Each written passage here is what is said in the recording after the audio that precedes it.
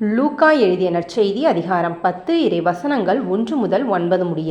இதற்கு பின்பு ஆண்டவர் வேறு 72 பேரை நியமித்து அவர்களை தாம் போகவிருந்த எல்லா ஊர்களுக்கும் இடங்களுக்கும் தமக்கு முன்னே இருவர் இருவராக அனுப்பினார். அப்போது அவர் அவர்களை நோக்கி கூறியது: அறுவடை மிகுதி, வேலையாள்களோ குறைவு. ஆகையால் தமது அறுவடைக்கு தேவையான வேலையாள்களை அனுப்பும்படி அறுவடையின் உரிமையாளரிடம் மன்றாடுங்கள். புறப்பட்டு போங்கள். ஓநாய்களிடையே ஆட்டுக்குட்டிகளை அனுப்புவது போல் உங்களை நான் அனுப்புகிறேன். பணப்பையோ வேறு பையோ மிதியடிகளோ எதுவும் நீங்கள் எடுத்து செல்ல வேண்டாம். வழியில் எவருக்கும் வணக்கம் செலுத்த வேண்டாம்.